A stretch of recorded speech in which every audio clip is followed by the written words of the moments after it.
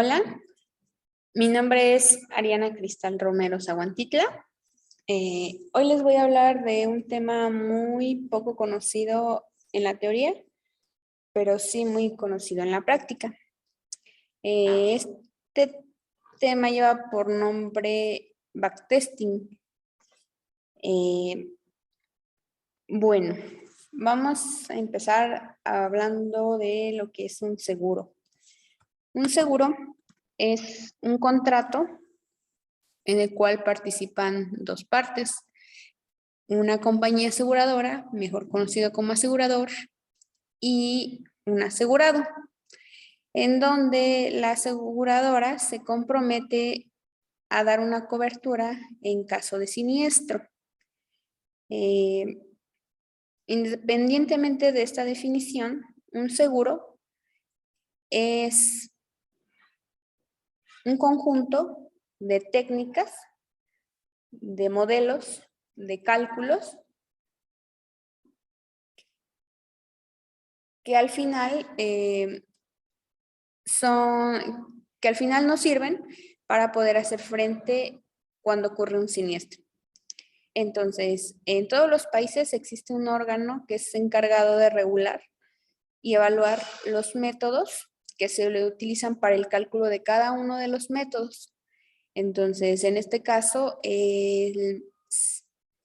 se centra en evaluar el cálculo, el método que se utiliza para calcular las reservas. Entonces, bueno, vamos a mencionar lo que es una reserva. Una reserva es el conjunto monetario, por así decirlo, el conjunto que la aseguradora guarda para hacer frente a la obligación con el asegurado. Entonces, entonces lo que hace el backtesting es evaluar la validez y la exactitud del modelo que se utiliza. Entonces, de manera muy general, el backtesting es una técnica que consiste en el análisis de un modelo utilizando datos históricos. Todo esto, como ya lo mencioné, para validar la exactitud y la validez del modelo. Entonces, las compañías aseguradoras utilizan esta técnica para medir el riesgo en el cálculo de sus reservas. Dicha técnica se presenta periodo tras periodo a la comisión reguladora. Entonces, independientemente de la obligación que tienen con el órgano regulador, a la compañía le sirve realizar un backtesting para ver qué tan acertado es su método de cálculo y así poder evitar, poder medir el riesgo. Entonces, muy importante es que no existe un modelo único de backtesting. El backtesting se arma, se realiza de acuerdo a la experiencia de cada compañía aseguradora. Eh, esta característica es la técnica más importante, más interesante, al menos para mí, porque no se realiza para todos por igual. Con esto me refiero a que no todas las compañías aseguradoras tienen que realizar su backtesting de la misma manera. ¿Por qué? Porque no todas tienen la misma experiencia y no todas tienen la misma información. Entonces, vamos a ver cómo es que se realiza un backtesting. Bueno, para poder realizar un backtesting se necesitan de 3 requisitos importantes. La primera es contar con información histórica real. Entonces, la información histórica real se necesita para realizar simulaciones sobre los periodos. En estas simulaciones se pretende hacer un cálculo de un mínimo y un máximo de reserva.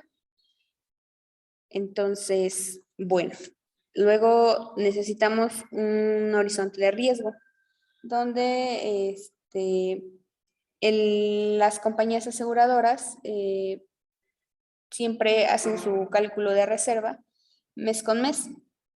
Entonces, el backtesting se presenta de manera anual ante el órgano regulador y las variables de riesgo en el caso de los seguros dependen de las tasas y principalmente dependen de los siniestros ocurridos en cada periodo. Por ejemplo, si yo comienzo a utilizar mi método de cálculo de reservas en el primer periodo de enero del 2020, entonces yo debí haber presentado mi primer backtesting al cierre de diciembre de 2020. Entonces mi horizonte de riesgo es de enero 2020 a diciembre 2020. Para 2021 yo tendría que volver a realizar mi backtesting al cierre de diciembre de 2021, pero tomando la información de enero de 2020. ¿Por qué? Porque es cuando yo comencé a utilizar mi método de cálculo. Entonces, hasta ahí, todo bien. Bueno, luego necesitamos definir el grado de tolerancia de error. El grado de tolerancia de error. Esto es como se conoce comúnmente como el nivel de significancia. Bueno, primero recordemos que el nivel de significancia es la probabilidad de tener un tipo de error 2, es decir, es la probabilidad de rechazar la hipótesis nula cuando esta es verdadera. Entonces, la compañía aseguradora va a definir su nivel de significancia de acuerdo a la información histórica que tiene respecto a la experiencia con sus siniestros y algunas ocasiones algunos otros factores como es el tipo de cambio, el interés, el índice de precios, entre otras. Entonces, para el grado de tolerancia va a depender de cada compañía aseguradora. Entonces, una vez que se tienen estos tres factores, se calcula el número de excepciones. Se hace una comparación entre los resultados obtenidos periodo con periodo y se compara con los resultados obtenidos de la simulación del máximo y del mínimo. Y es ahí donde se observan las excepciones. Entonces, después de obtener estos tres requisitos, se procede a calcular el número de excepciones. Entonces, se realiza una simulación, como ya lo había mencionado, un mínimo y un máximo de reserva, y la excepción se va a generar cuando el valor de la media real difiere del estimador en un valor tal que se ubique fuera del intervalo de confianza. En otras palabras, esto es que que todo esto sean nuestros valores simulados y que los resultados caigan fuera de nuestra media. Entonces, bueno, luego se procede a calcular la probabilidad de excepción. Entonces, esta probabilidad se calcula con una distribución binomial debido a que queremos saber, bueno, tenemos del total de eventos, cuántas excepciones se tienen. Es por eso que se utiliza la distribución binomial. Entonces, al final, para medir el número de excepciones, se arma lo que se conoce como un semáforo, en el cual se identifican el número de excepciones según la probabilidad y el riesgo. Es decir, yo en mi periodo, por ejemplo, de 12 meses, yo tuve un total de 3 excepciones, entonces eso pues me va a decir que algo anda mal en mi método. Bueno, vamos a verlo con un pequeño ejemplo. Entonces, antes de empezar, me gustaría mencionarles que para este ejemplo, yo inventé un poco bueno, todos los datos los inventé yo. cierto momento yo realicé un backtesting para cálculo de reservas. Entonces, cuando yo realicé el modelo, yo tenía un periodo de horizonte de 24 meses, 2 años, y bueno, obviamente por privacidad de información, yo no puedo extraer información de ninguna empresa. Entonces, esta es la razón por la que yo pues decidí inventar la información. Espero que sea entendible. Bueno, vamos a suponer que una compañía aseguradora va a realizar su cálculo de reserva de manera mensual con un nivel de significancia del 95% y que se tienen los datos históricos de 12 meses atrás. Bueno, vamos a realizar lo que es la simulación sobre un máximo y un mínimo de reserva y vamos a comparar la información real con la información simulada. Entonces, no puse aquí los datos de la simulación. Bueno, o sea, puse los resultados, lo que fue el mínimo y el máximo para la reserva, pero es importante mencionar que cada compañía, cuando realiza su simulación, está sujeta a ciertas condiciones. Aparte de que cada compañía va a decidir qué métodos utilizar de simulación. Obviamente, cuando se hace el armado al final, cuando se presenta entre el órgano regulador, se especifica qué método de simulación se utiliza. Ya puede ser el método Monte Carlo, el método de datos históricos, o cualquiera que se utilice, se debe de especificar. En este caso, yo no especifiqué alguno porque, como les vuelvo a mencionar, la información pues solamente la inventé. Entonces, lo que hace aquí es que con la simulación, ¿no?, y un máximo en cada periodo. Aquí solamente como ejemplo puse 12, pero como ya les había mencionado, el periodo, el horizonte de riesgo era de 24 meses, de 2 años. Entonces, por ejemplo, ¿por qué? Porque yo estimaba 109 unidades cuando tuve 118. Y, por ejemplo, un mínimo de reserva de 96 y obtuve yo obtuve un mínimo de 96 y yo estimaba un mínimo de 100. En este caso no es tan preocupante la situación porque yo guardé más, de lo que realmente se gastó. Es como, por así decirlo, un ahorro.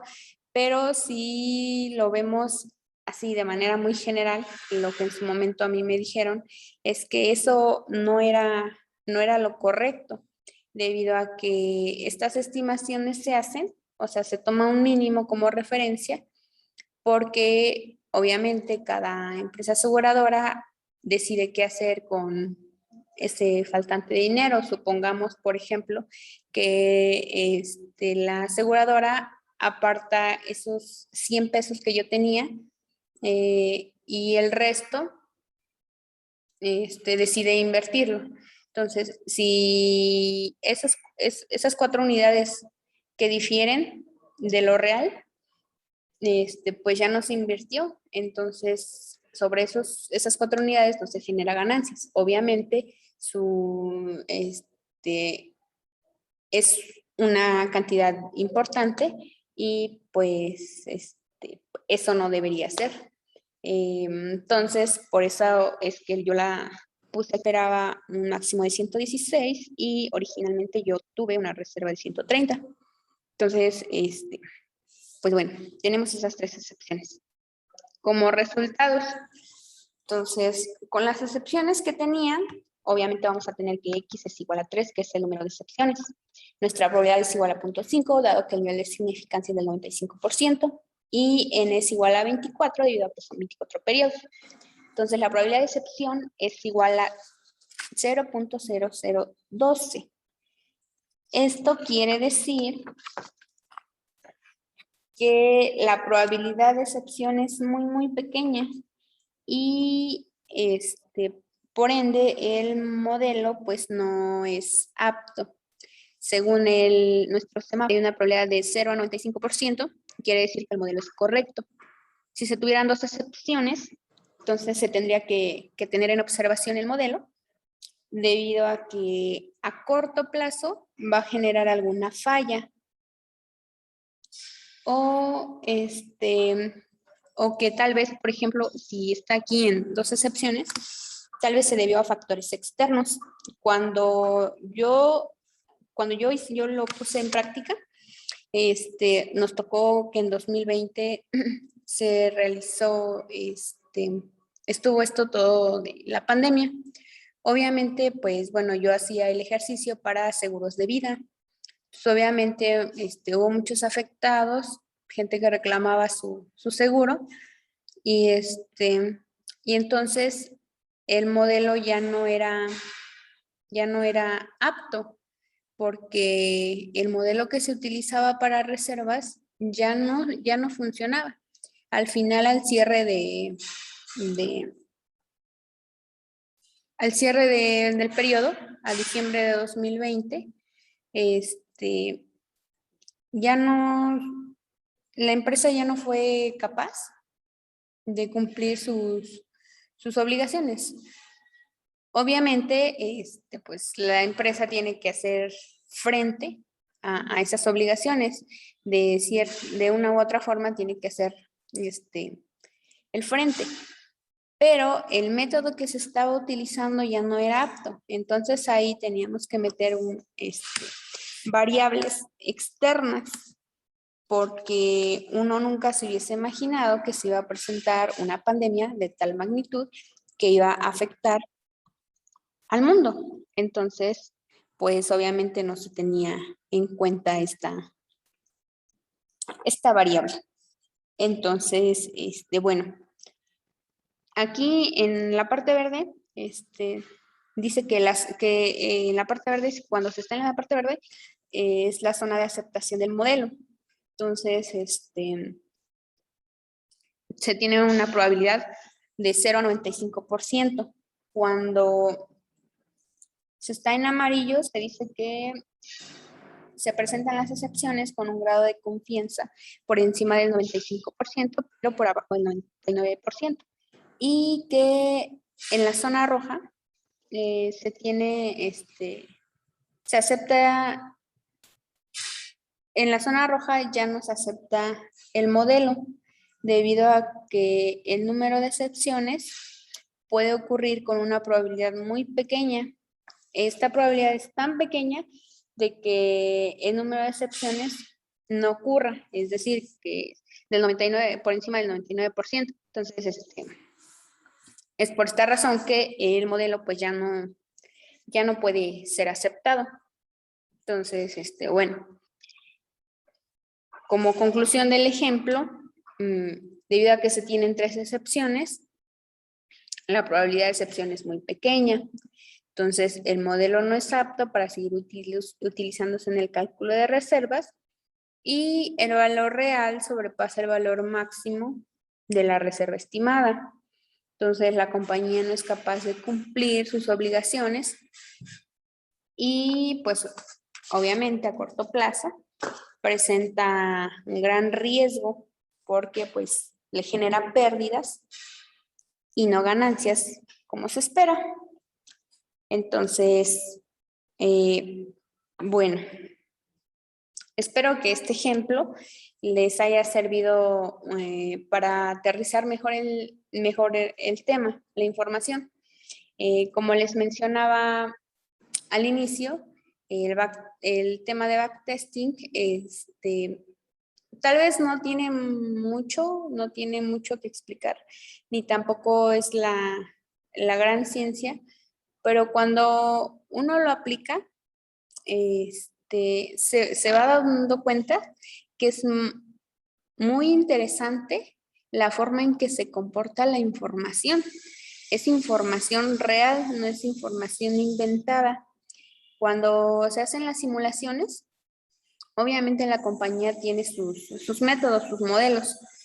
Y es muy interesante ver cómo la realidad se asemeja con la teoría. Al menos yo cuando leía y cuando estudiaba y cuando me dieron la nota técnica que debía seguir para armar el backtesting, nunca imaginé que fuese a utilizar cosas tan sencillas, desde la perspectiva de cada uno de nosotros, tan sencillas como calcular una probabilidad este, de una distribución binomial, ¿no? Entonces, pero tan importantes porque esta información me permite saber el nivel de riesgo que yo tengo para hacer frente a mis responsabilidades. Entonces, eh, o sea, es por eso que la plática tal vez no abarca mucha teoría, pero pues si algún día tienen oportunidad de leer un poco más sobre esto, de investigar, pues, este, pues estaría genial para que vean y conozcan un poco más de este tema. Entonces, como conclusión final y general, la técnica de backtesting es una técnica que por sus características es utilizado en la actualidad solamente por grandes compañías, debido a que solamente las grandes compañías tienen acceso a su propia información histórica. Obviamente, por políticas de privacidad, la empresa no comparte su información. Entonces, y la necesidad de cumplir las normas establecidas, pero siendo realistas, a la compañía aseguradora le conviene poder medir su nivel de riesgo. Entonces, nuevamente les vuelvo a repetir que la información que se utilizó se formuló para dar una mejor comprensión del tema y que la información pues no es real. Entonces, y pues como, como comentario adicional, el backtesting pues no es una técnica muy conocida para personas, por así decirlo, fuera del mundo exterior o uno como asegurado, porque estoy seguro que por lo menos cada uno de nosotros tiene un conocido que tiene un seguro, pero que en el caso de las compañías aseguradoras es un tema muy importante y es fácil de comprender siempre y cuando se tengan los conocimientos de probabilidad y además, pues obviamente que quiera investigar más sobre esto. Entonces, yo lo digo de esta forma porque tal vez a mí no se me ocurre llevarlo más allá, pero tal vez alguno de ustedes que está escuchando esta plática le interese más sobre el tema y puedan existir otra forma de aplicar el método de backtesting. Entonces, también mencionar que el backtesting si mal no recuerdo, se utiliza en las instituciones bancarias para igual evaluar los métodos de cálculo de capital. Solo que es un poco diferente para la reserva de seguros debido a que un grado de tolerancia para la magnitud del error entre la estimación y la realidad, es decir, la magnitud del error en el caso del capital es muy diferente, se comporta de manera muy diferente que para el cálculo de las reservas del seguro. Y además, en el caso del capital, el horizonte de tiempo es más continuo, los periodos son más cortos. Es decir, por ejemplo, si en el caso de las reservas de los seguros es mes con mes, en el caso del capital hay casos en el que es diario, entonces los periodos de tiempo son más cortos. Entonces, espero que les haya gustado la plática. Si tienen alguna duda, algún comentario, pueden enviar un correo. Este es mi correo y les estaré contestando con todo gusto. Gracias.